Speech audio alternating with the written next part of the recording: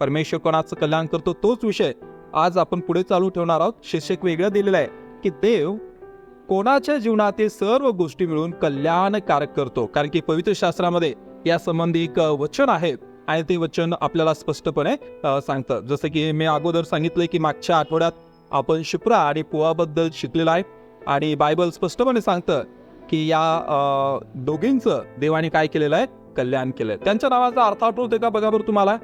त्या शिप्राच्या नावाचा अर्थ काय, सौंदर्य, आणि पुवाच्या नावाचा अर्थ काय, छोटी मुलगी. म्हणजे ती छोटी मुलगी होती म्हणजे निरागस होती आणि एक सुंदर होती. आणि शेवटी आपण त्याच्यामध्ये बघितलं की खरं सौंदर्य हे म्हणजे नावात नसते, ते खरं सौंदर्य हे आपल्या कृतीमधून दिसून येते. आणि या दोघींनी मायलेकील असतील किंवा सासून असतील तर त्याने आपलं सौंदर्य आहे तर ते कृतीमधून दाखवून दिलेलं आहे. मग हाच एक विषय की परमेश्वर आपलं कल्याण करतो, कल्याणकारक परमेश्वर आहे. आणि रोमकरासपत्र 8 अध्याय आणि 28 वचन एक महत्वाचं वचन आहे. त्या ठिकाणी असं म्हटलेलं आहे, परंतु आपल्याला ठाऊक आहे की देवावर प्रीती करणाऱ्यांना म्हणजे त्याच्या संकल्पाप्रमाणे बोलावलेल्यांना देवाच्या करुणेने सर्व गोष्टी मिळून कल्याणकारक होतो. कोणासाठी ते इथं स्पष्ट म्हटलेलं आहे, देवावर प्रीती करणाऱ्यांना आणि म्हणजे त्याच्या संकल्पाप्रमाणे ज्या लोकांना बोलावलेलं आहे देवाच्या करुणेने सर्व गोष्टी मिळून कल्याणकारक होतात. बघा देव कोणाचं कल्याण करतो तर मागच्या आठवड्यात आपण शिकलो की जे लोक देवाचं भय बाळगून जीवन जगतात, देवाचं भय बाळगून जीवन जगतात, देव त्यांचं कल्याण करतो. आणि आज आपण शिकत आहोत, बायबल सांगतं आपल्याला की जे लोक देवावरती प्रीती करतात, देवावरती प्रेम करतात, परमेश्वर काय करतो, त्यांचं कल्याण करतो. जे लोक देवावर प्रीती करतात त्यांचे तो कल्याण करतो. मग प्रश्न असा आहे की काय मी देवावर प्रीती करतो का? जर पवित्र शास्त्र सांगतंय की जे लोक देवावरती प्रीती करतात त्यांचं तो कल्याण करण्यासाठी तयार आहे, मग प्रश्न आपण स्वतःला विचारूया की काय मी देवावरती प्रीती करतो का? मग तुम्ही म्हणाल तर हे सोपंच आहे, मी देवावरती प्रीती करतो म्हणूनच मंडळीत आहे. पण असं नाहीये की जर एखाद्या व्यक्ती मंडळीत येत असेल, पवित्र शास्त्राचं वाचन करत असेल, प्रार्थना करत असेल, तर याचा अर्थ असा होऊ शकत नाही की तो देवावरती पूर्ण मनाने, पूर्ण जीवाने, पूर्ण शरीराने, पूर्ण ताकदीने देवावरती प्रेम करतो असं होईलच असं नाही. कारण की बऱ्याच वेळेला लोक असं दाखवतात की आम्ही देवावरती प्रेम करतो परंतु ते देवावरती प्रेम करत नाही. का बरं मी असं सांगत आहे? कारण की पवित्र शास्त्रातील दुसरं वचन आपल्याला असं सांगतं, या पहिले यवनाचं पत्र याचा 2 अध्याय आणि 15, 16, 17 जर वचन वाचली तिथं म्हटलंय, जगावर व जगातल्या गोष्टीवर प्रीती करू नका. जर कोणी जगावर प्रीती करत असेल तर त्याच्या ठाई पित्याची प्रीती नाही. कारण जगात जे आहे ते सर्व म्हणजे देहाची वासना, डोळ्याची वासना व संसाराविषयीची हुशारकी ही पित्यापासून नाहीत तर जगापासून आहेत. आणि जग व त्याची वासना ही नाहीशी होत आहे, पण देवाच्या इच्छेप्रमाणे करणारा सर्व काळ राहतो.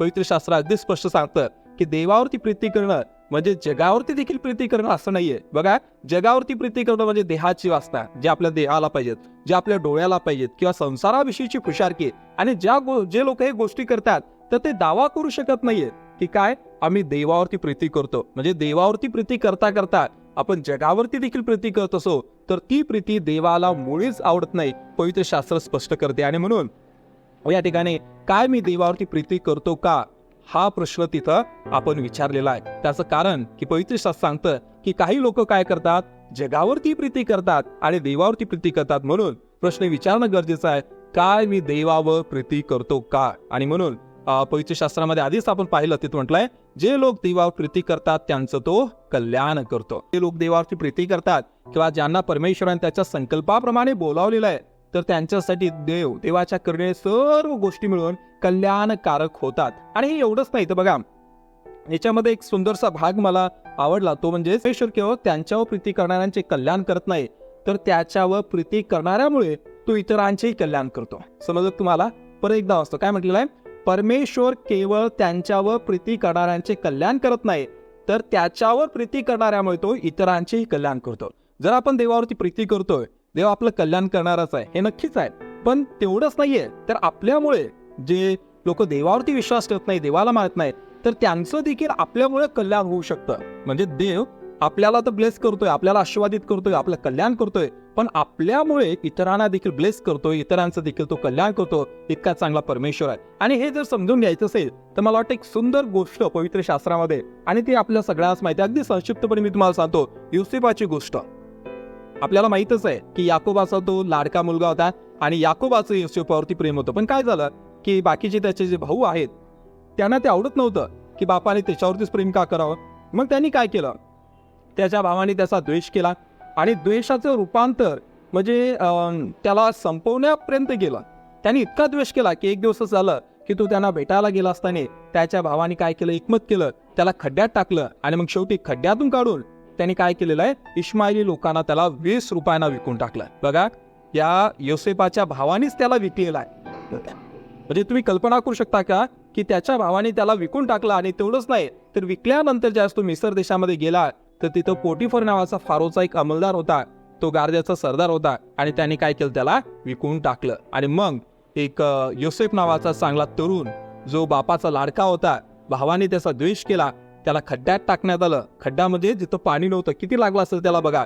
एवढंच नाही तर पुढे जाऊन त्या भावाने काय केलं, त्याला विकून टाकलं. एक गुलाम म्हणून त्याला जीवन जगावं लागलं. असा खडतर प्रवास होता, परंतु देव त्याच्या बरोबर होता. पवित्र शास्त्र सांगतं की देव योसेफाबरोबर असल्या कारणाने तो यशस्वी पुरुष झाला. ती म्हणून असलं कसलं यश आम्हाला नको बाबा, असं यश खड्ड्यात पडायचं, गुलाम बनायचं, असलं यश कसं काय नाही. जर पवित्र शास्त्रात सांगते की देव योसेफाबरोबर असल्या कारणाने तो यशस्वी पुरुष झालाय, मग तुम्हाला हे असलं कसलं यश, खड्ड्यात पडायचं, नंतर तुरुंगात राहायचं, गुलाम म्हणून जीवन जगायचं, हे असलं यश नको आम्हाला. पण मी तुम्हाला सांगतो, देवाच्या योजनेचा हा एक भाग होता. जीवनामध्ये कधी कधी काही परीक्षा येतात ना, आपल्याला वाटते की त्या परीक्षा काहीतरी कर्स आहे, परंतु ऍक्च्युअली त्या परीक्षा झाल्यानंतर एक मोठं ब्लेसिंग असते. आणि हेच आपण योसेफाच्या जीवनामधून शिकू शकतो. योसेफाच्या जीवनामध्ये आपण नंतर पाहतो की इथं एक सुंदर असं वचन लिहिलेलं आहे, ते मला आवडतंय. उत्पत्ती 39 आणि 5 तिथं काय लिहिलं मी वाचतो तुमच्यासाठी. आणि त्याने त्याच्या स्वाधीन आपले घरदार व सर्व काय केले, कोणी केले, पोटिफराने. तेव्हापासून योसेफासाठी बघा, तेव्हापासून योसेफासाठी परमेश्वराने त्या मिस्राच्या घरादाराचे कल्याण केले. त्याचे घरदार व शेतीवाडी या सर्वांस परमेश्वराने आशीर्वाद दिला.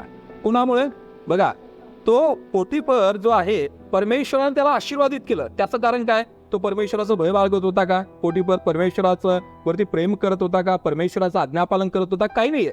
बघा, तो पोटिफर काहीच करत नव्हता, त्याचं मला ते देवावरती विश्वासही नव्हता. पण हा योसेफ नावाचा तरुण जो देवाचं भय बाळगत होता, देवावरती प्रेम करत, तो त्याच्या घरी गेला. आणि पवित्र शास्त्र सांगतं की आणि त्याने त्याच्या स्वाधीन आपले घरदार व सर्व काय केले. तेव्हापासून योसेफासाठी, किती चांगलं वाक्य बघा, योसेफासाठी परमेश्वराने त्या मिस्रांच्या घरादाराचे कल्याण केले. किती चांगली गोष्ट आहे की जिथे कुठे आपण जातो तर आपल्यामुळे लोक आशीर्वादित होतात. म्हणजे ऐकायला किती चांगलं वाटतं की अरे तुमच्यामुळे लोकांनी, मला वाटते असं म्हणायला पाहिजे, जेव्हापासून तुम्ही आमच्या जीवनात आला तेव्हापासून आमचं कल्याण झालेलं आहे. पोटिफराचं कल्याण झालेलं आहे कोणामुळे, योसेफामुळे. मला वाटते जिथे कुठे आपण कामाला जातो तिथं मालकाने पण म्हणायला पाहिजे, अरे तू जेव्हापासून आमच्या कंपनीत जॉईन झाला, जेव्हापासून तो आमच्या दुकानात लागला, जेव्हापासून तो आमच्या ऑफिसमध्ये आला, आमचा सेल वाढलेला आहे, आमचं इन्कम वाढलेलं आहे. मला वाटते बंधू अमोल बद्दल त्यांच्या मालकाने जर असं म्हटलं, अमोल जेव्हापासून तुम्ही आमच्या कंपनीत आला आमचा फायदा झालेला आहे. वातावरण किती चांगली गोष्ट, माझं कल्याण झालेलं आहे. मला काय आपल्या सगळ्यांच्या बाबतीत असं व्हायला पाहिजे की जिथे कुठे आपण जाऊ तर आपल्यामुळे परमेश्वराने इतर लोकांचं देखील कल्याण केलं पाहिजे. आणि एक बऱ्याच वेळेला आम्ही ज्यावेळेस आम्ही बाहेर जातो, कधी कधी जेवण्यासाठी बाहेर जातो एखाद्या हॉटेलमध्ये, घरी ज्यावेळेस वेळ नसतो स्वयंपाक करण्यासाठी, तर आम्ही बघतो की एखाद्या हॉटेलमध्ये इकडे तिकडे आम्ही गेलो की तिथे कस्टमर नसतात आणि आम्ही गेल्यानंतर कस्टमर यायला सुरुवात होते. मग मी मॅडमला म्हटलं, बघा, आपल्यामुळे कस्टमर या हॉटेलला मिळालेले. कोणत्याही दुकानात आम्ही जातो तिथं दुकान रिकामं असतं आणि नंतर मग कस्टमर यायला सुरुवात होत आहे. मग याचा अर्थ की आपण तिथे गेलो त्यामुळे लोक तिथं येत आहेत. आणि मला वाटतं हे चांगलंच चिन्ह आहे, याच्यामध्ये समजू शकतो की परमेश्वर काय करताय, आपल्यामुळे आपण देवाचं भय बाळगतो, आपण काय करताय त्याच्यावरती प्रेम करतो, म्हणून आपल्यामुळे परमेश्वर इतरांना देखील ब्लेस करत आहे, इतरांचं कल्याण करत आहे आणि आपल्यासाठी ती आशीर्वादाची गोष्ट आहे. मग तुम्ही मला या गोष्टीमध्ये, या योसेफामुळे त्या पोटिफराचं कल्याण झालं, पण योसेफाचं काय, त्याला खड्ड्यात पडावं लागलं, त्याला गुलाम म्हणून जावं लागलं आणि त्याच्यामुळे इतरांचं कल्याण. कदाचित तुम्ही म्हणाल असलं कल्याण आम्हाला नको की आम्हाला त्रास व्हावा, आम्ही अडचणीत जावं आणि आमच्यामुळे इतरांचा फायदा व्हावा, कोणालाही ते नको. परंतु मी तुम्हाला अगोदर सांगितल्याप्रमाणे योसेफाच्या जीवनाची परीक्षा होती आणि त्या परीक्षेतून गेल्यानंतर त्याचं देवाने फार मोठं कल्याण केलं आणि एवढा आशीर्वाद दिला की पवित्र शास्त्रात देवाने योसेफाला मिसर देशाचा मुख्याधिकारी केलाय. बघा, तो मुलगा ज्याला भावाने नाकारलं, तो मुलगा ज्याला खड्ड्यात टाकण्यात आलं, तो मुलगा ज्याला गुलाम म्हणून अनेक सेवकाही करावी लागली तिथे, त्याच्यावरती खोटे नाटे आरोप लावलेत, परंतु त्या सगळ्या परीक्षेचा भाग होता आणि त्या सगळ्या परीक्षा संपल्यानंतर त्याला एक मोठं सर्टिफिकेट मिळालं जणू काय. आणि देवाने काय केलेलं आहे, योसेफाला मिसर देशाचा मुख्याधिकारी केलेला आहे. आपल्या जीवनामध्ये देखील तसंच असू शकतंय. कधी कधी आपल्याला वाटेल की देव माझं कल्याण कुठं करत आहे, जिथं मी जात आहे माझ्यामुळे इतरांचं भलं होत आहे, इतरांचं कल्याण होते, पण माझं कुठे होत आहे. कदाचित तो एक तुमच्या परीक्षेचा भाग असू शकतो आणि योसेफाप्रमाणे परमेश्वर एका उच्च स्तरावरती आपल्याला घेऊन जाऊ शकतो. आणि म्हणून जे अगोदर मी सांगितलं, परत एकदा ते सांगतो, परमेश्वर केवळ त्याच्यावर प्रीती करणाऱ्याचे कल्याण करत नाही, तर त्याच्यावर प्रीती करणाऱ्यामुळे तो इतरांचीही कल्याण करतो. आणि आपल्या बाबतीत देखील तसंच व्हायला पाहिजे. पण योसेफाचं जीवन एवढं सोपं नव्हतं. परमेश्वराने त्याला मोठं पद दिलं आणि त्याच्या जीवनाचा जो रस्ता आहे एका हायवे सारखा तर नव्हताच. होता का? हायवे कधी कधी कसे असतात माहिती का, सरळ असतात, खड्डे नसतात, स्पीड ब्रेकर वगैरे काही नसतात. काल परवाच मी वर्तमानपत्रामध्ये वाचलं, तिथं म्हटलेलं आहे की समृद्धीवरती बरेचसे अपघात होत आहे. त्याचं कारण काय, की रस्ता एकसारखा आहे. आणि वर्तमानपत्रात लिहिलंय की ड्रायव्हर जे गाडी चालवतात त्यांचं संमोहन होते असं म्हटलेलं आहे, की त्यांना लक्षातच येत नाही, कारण की रस्ता एकसारखा आहे. आणि म्हणून सरकारने आता नवीन योजना आखली आहे की त्या रस्त्याच्या दुतर्फा किंवा जिथे कुठे त्यांना वाटेल त्या ठिकाणी वेगवेगळ्या रंगाचे ते झेंडे लावणार आहेत. म्हणजे ज्यावेळेस ड्रायव्हर गाडी चालवेल तर त्यावेळेस त्याला त्याचं संमोहन होणार नाही. मला वाटतं आपल्या जीवनामध्ये देखील कधी कधी ज्यावेळेस एकदम असा एक्सप्रेस हायवे येतो ना, आपण बिंदास्त होतो, एकदम बिंदास्त होतो. ज्यावेळेस ब्रेक लागत नाही, खड्डे खुड्डे येत नसतात. त्यामुळे कधी कधी आपल्या जीवनामध्ये खड्डे येणं देखील चांगलं आहे. ब्रेक लागण्यासाठी स्पीड ब्रेकर देखील असणं गरजेचं आहे. का होते माहिती आहे, त्यामुळे कधी कधी आपल्याला जाणीव होते की आपण कुठे चाललेलो आहे. कारण की हीच गोष्ट अगोर नावाचा एक व्यक्ती आहे पवित्र शास्त्रामध्ये, नीतिसूत्रेमध्ये, त्याने फार सुंदर मांडली आहे. तो म्हणतो की देव बापा मला एवढं आशीर्वादित करू नको की मी विचारेल की देव कोण आहे, देव कोण आहे असं. किंवा तो म्हणतो मला एवढं पण गरीब करू नको की मी म्हणजे देवाला मी शाप देईल देवाला. तो म्हणतो मला असं मिडल ठेव. म्हणजे मिडल क्लास लोक असणं पण जरा बरंच आहे. लोकांना आवडत नाही, पण मिडल क्लास लोक असणं देखील बरं आहे. कारण की बऱ्याच वेळेला ज्यावेळेस बघा ना, तुम्ही एखाद्या अशा व्यक्तीला जाऊन स्वार्थ सांगा, देवाबद्दल सांगा, जो व्यक्ती फार श्रीमंत आहे, फार शिकलेला आहे, तो अजिबात तुमचं ऐकून घेणार आहे. तो म्हटलं कसला देवन काय, मी माझं जीवन चालवण्यास समर्थ आहे, मला देवाची गरज नाही. काय? कारण की त्याचा देव हा पैसा आहे. परंतु एखाद्या गरीब व्यक्तीला पण जर तुम्ही सांगितलं, तो जर तो त्याच्या गरिबीवर पिडलेला असेल, फार त्रासलेला असेल, तर तो देखील म्हणणार नाही कसलं देव आहे, देवाने माझ्यावरती एवढी गरिबी आणली, देवाने माझ्यावरती एवढं संकट आणलं, देवाला तो नाकारू शकतो. म्हणजे काही होऊ शकते. आणि म्हणून अगोराने प्रार्थना केली की देव बापा एकदम हायवे पण देऊ नको आणि एकदम दगडी रस्ता पण देऊ नको, मग मीडियम रस्ता माझ्या जीवनामध्ये असू दे. आणि एक सुंदरशी प्रार्थना त्याने केलेली आहे. आणि काल परवाच एक मी वाचत होतो, असंच संडे स्कूलचे एक टीचर विद्यार्थ्यांना शिकवत होत्या, म्हणजे त्यांना उत्तेजन देत होत्या. आणि विद्यार्थ्यांना त्यांनी सांगितलं की आपल्या जीवनामध्ये अनेक वेळेला चढ उतार येतात, अनेक वेळेला आपल्या जीवनामध्ये डोंगरदऱ्या येतात, अनेक वेळा आपल्या जीवनामध्ये असे मार्ग येतात की ज्या ठिकाणी फक्त काटेच पसरली असतात, दगडं असतात. मग अशा डोंगरदऱ्या असलेल्या ठिकाणावरून, काटे झुडपं असलेल्या ठिकाणावर आपल्याला जावं लागतंय. पण त्यावेळेस आपल्यासोबत कोण असते असा प्रश्न विचारला, तर एक मुलगा म्हणाला आपल्यासोबत चप्पल असते. काय म्हणाला? चप्पल असते. म्हणजे चप्पलच आपल्याला डोंगरदऱ्या मार्गावरून काटेरी झुडपामध्ये जाण्यासाठी मदत करत आहे. म्हणजे बऱ्याच वेळा लोकांना वाटते की नाही आम्हाला देव काय करत नाही, आमच्याकडे असलेली साधनच आम्हाला त्याच्यामधून वाचवू शकतात. पण तसं नाहीये. किती जरी आपल्याकडे साधनं असेल, संपत्ती असेल, ज्ञान असेल, परंतु परमेश्वर आपल्याबरोबर असणं गरजेचं आहे. कधी कधी परमेश्वर आपल्यासोबत असून देखील आपल्याला असं वाटू शकतं की तो आपल्याबरोबर नाही. जसं की योसेफाचं उदाहरण घ्या, परमेश्वर त्याच्याबरोबर होता, परंतु अडचणीमधून जात होता तो, तरी देखील परीक्षा सांगतं की परमेश्वर योसेफा बरोबर असल्या कारणाने तो यशस्वी पुरुष झालेला आहे. आणि म्हणून स्तोत्रकर्ता दावीद फार सुंदररित्या लिहितो, स्तोत्र 23 आणि 6 मध्ये शेवटच्या वचनामध्ये तो म्हणतो, खरोखर माझ्या आयुष्याचे सर्व दिवस मला कल्याण व दया लाभतील. ईश्वर अबाउट इट. म्हणजे त्याला खात्री आहे की खरोखर देव माझं कल्याण करत आहे, मी देवावरती जो प्रीती करत आहे, माझ्या जीवनामध्ये काही जरी संकट समस्या आली, किती जरी डोंगर आले, दर्या आल्यात, झाडे झुडपं आले काटेरी, तर मला माहित आहे की परमेश्वर शेवटी माझं काय कल्याण करणार आहे, कल्याण करणार आहे. शेवटी तो माझं कल्याणच करणार आहे आणि त्याची दया मला लाभणार आहे असं तो म्हणतो. पहिली गोष्ट आज आपण शिकलोय की परमेश्वर कोणाचं कल्याण करतो, तर त्यामध्ये मी सांगितलं की जे लोक परमेश्वरावरती प्रीती करतात त्यांचं तो कल्याण करतोच. आणि त्याचबरोबर जेथे कुठे ते जातील त्यांच्यामुळे तो इतरांचं देखील काय करतोय, कल्याण करतो. दुसरी गोष्ट आणि शेवटची गोष्ट, अनुवाद 15:5 आणि 6 प्रमाणे आपण पाहतो, जे लोक परमेश्वराचं आज्ञापालन करतात त्यांचे तो कल्याण करतो. बघा, पहिल्या भागात आपण शिकलोय की देवाचं भय बाळगणाऱ्यांचं परमेश्वर कल्याण करतो.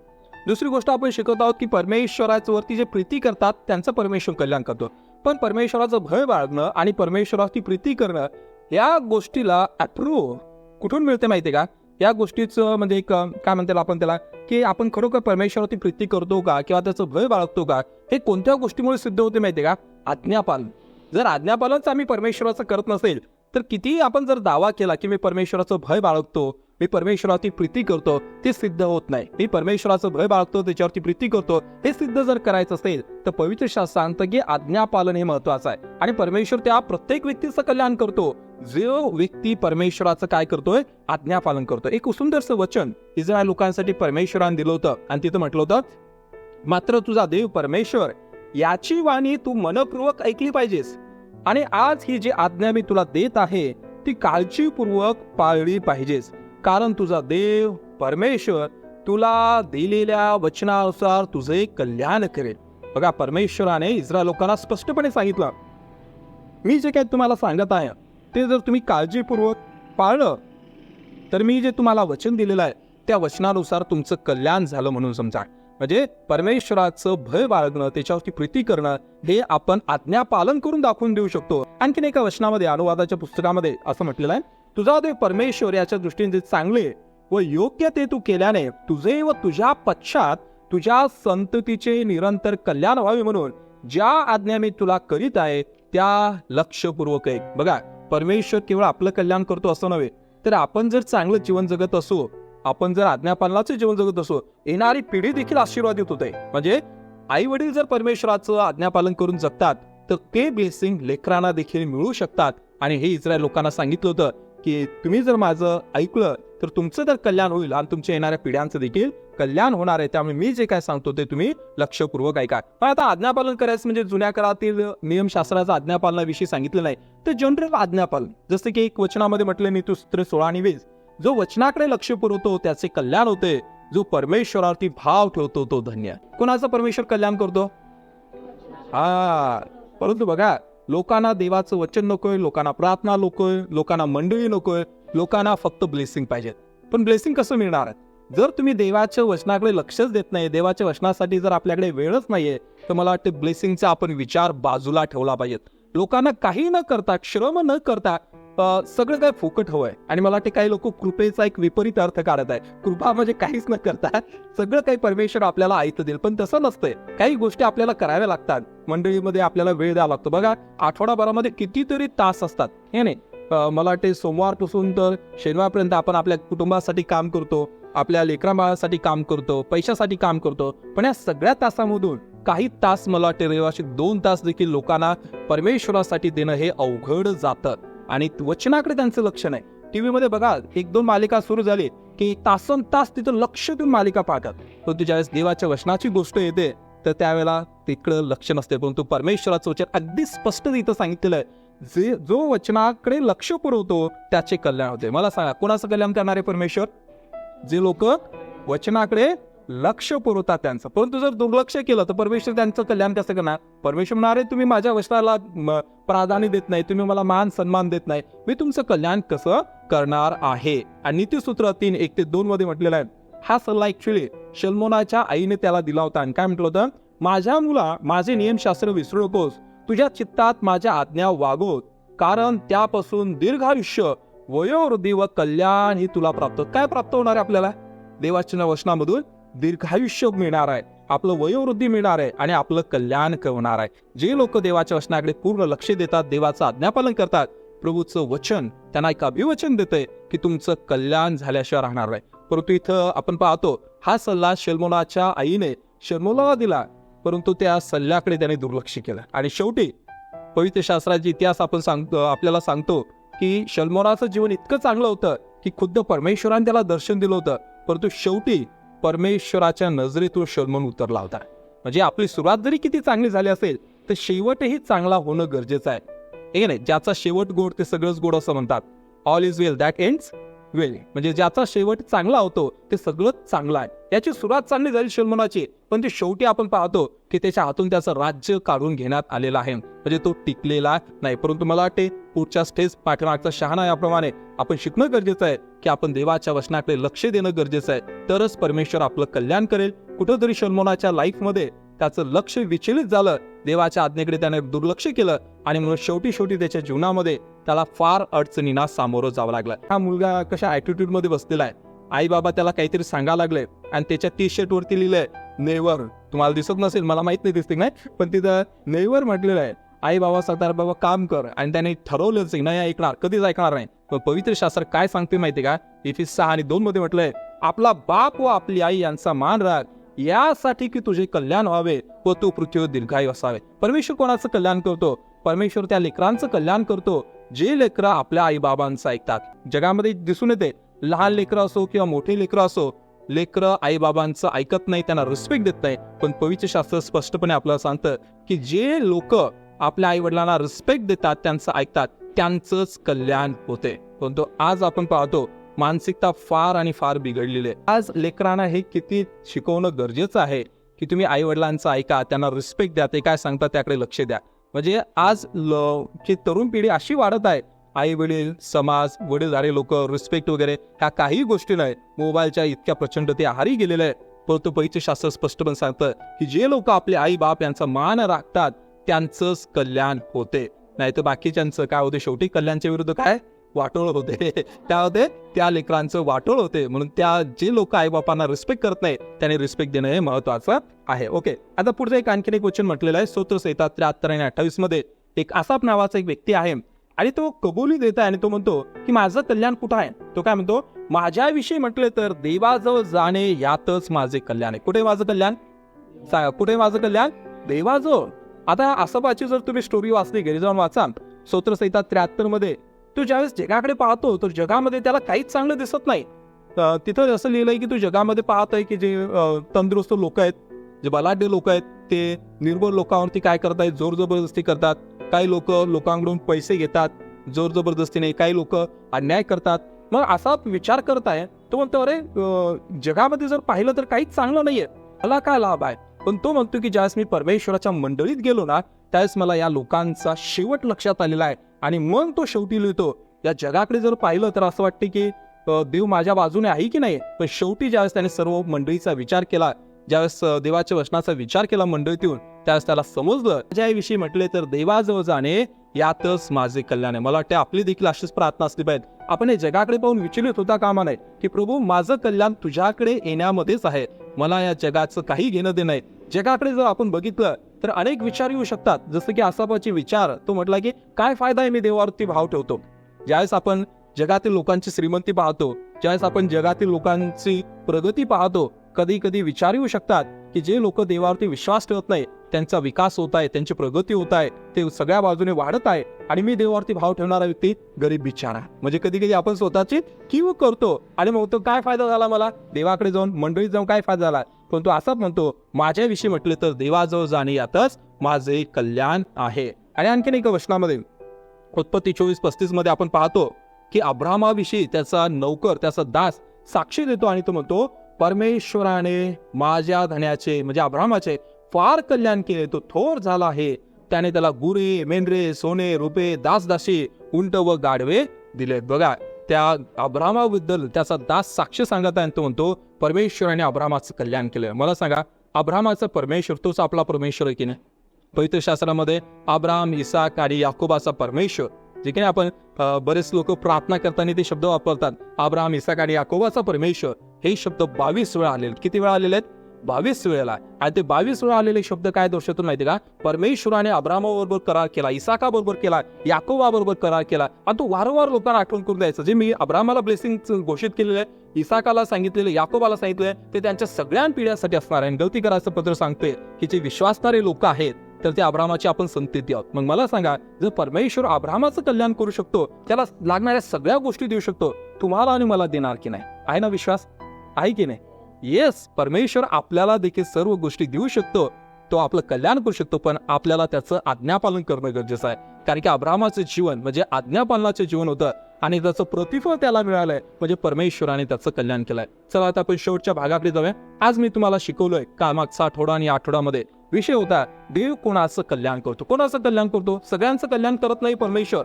तर देव कोणाचे कल्याण करतो सांगा? ते लोक देवावरती प्रीती करतात, जे लोक देवाचं भय बाळगतात आणि जे लोक देवाचं आज्ञापालन करतात, परमेश्वर त्यांचं कल्याण करतो. परत एकदा मला वाटते तुम्ही एकदा ते वाचावं. ठीक आहे, मला सांगा आता देव कोणाचं कल्याण करतो सांगा? जे लोक देवावर प्रीती करतात. पुढे भय बाळगतात. आणि प्रीती करतो मी देवावरती, त्याचं भय बाळगतोय, कशामधून सिद्ध होतंय? मग ते काय शेवटचं? जे लोक देवाचं आज्ञापालन करतात, परमेश्वर त्यांचं कल्याण करतो. परमेश्वर त्या लोकांचं कल्याण करतो की जे लोक देवावरती प्रीती करतात, जे लोक देवाचं भय बाळगतात आणि जे लोक देवाचं आज्ञापालन करतात. आणि एक सुंदरशी प्रार्थना याबेस नावाचा एक व्यक्ती आहे त्याने केली, आणि मला वाटते ती प्रार्थना आपण करणार आहोत. तर त्याने काय प्रार्थना केली? याबेस नावाचा एक व्यक्ती होता आणि तो म्हणाला, याबेसाने इस्रायलच्या देवाजवळ एक वर मागितला, तो असा, तू माझे खरोखर कल्याण करशील, माझ्या मुलकाचा विस्तार वाढवशील आणि माझ्यावर कोणतेही अरिष्ट येऊन मी दुःखी न व्हावे म्हणून तुझा हात माझ्यावर राहील ते किती बरे होईल. त्याने मागितलेला हा वर देवाने त्याला दिला. किती चांगली प्रार्थना केली. त्याने काय प्रार्थना केली? देवाप्पा तू माझं कल्याण कर, माझा तू विस्तार कर. आणि हे सगळं त्याने प्रार्थना केली आणि बायबल सांगतं की देवाने त्याची प्रार्थना ऐकली. मग मला सांगा, हा आपला इस्रायलचा देव, याबेसाचा देव, अब्राहमाचा देव, इसाकाचा देव, याकोबाचा देव बदललाय का?